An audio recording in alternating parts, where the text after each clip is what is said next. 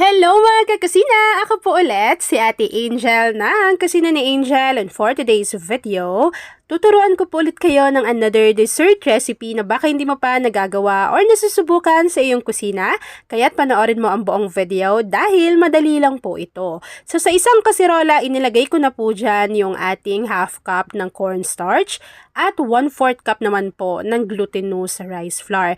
So pagko-combine lang natin yan, haluin ng maigi, and then kapag nahalo na po natin yan ng maigi, ilalagay lang natin yan yung ating evaporated milk or tutunawin po natin yan sa ating evaporated milk.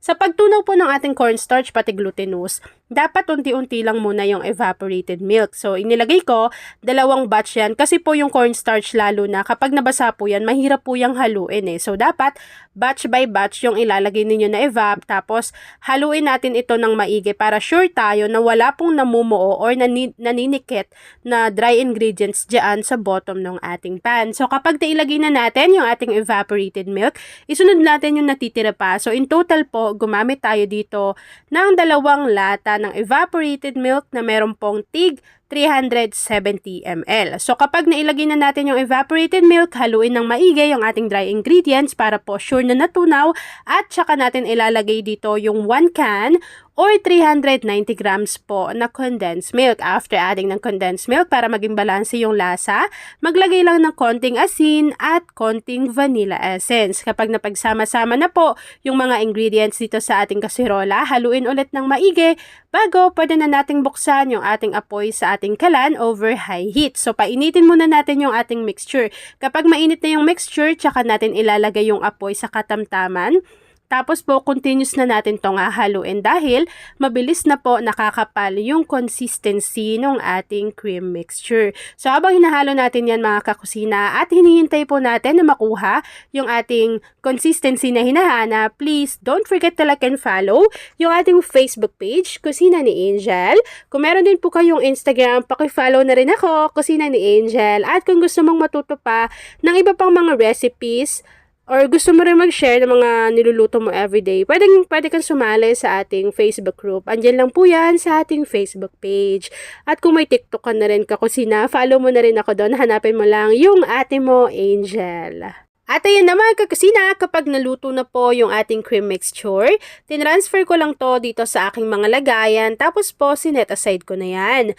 Tapos, kapag na-set aside nyo na yon, magluto lang tayo dito ng chocolate ganache. Pagsamahin lang natin yung 1 cup na all-purpose cream.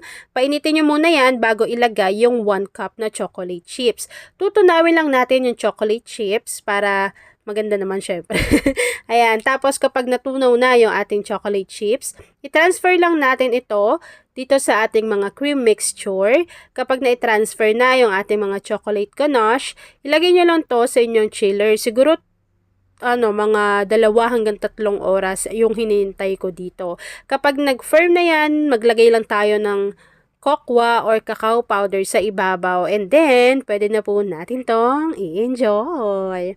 At ayan na mga kakusina, kapag nag-set na po yung ating ginawang dessert or lumamig na po yan, it's Tikman time! At ayan na mga kakusina, tapos na naman po ang ating easy and creamy na mala dream cake na dessert. Pero wala po yung itlog at hindi rin tayo gumamit ng cake bars. So, kung nagustuhan mo yung ating video, please like and share this video. At kung hindi ka pa nakakapag-subscribe sa aking YouTube channel na Kusina ni Angel, please click subscribe button, click mo na yung notification bell, click all para lagi kang updated sa bawat ina-upload kong mga videos. At kung isa ka din sa dessert lover, i-share mo na yung ating video at mag-comment ka na dyan sa ating comment box section na, "Hi Angel, I'm dessert lover." So, yun lang mga kakusina. Thanks for watching and enjoy this video.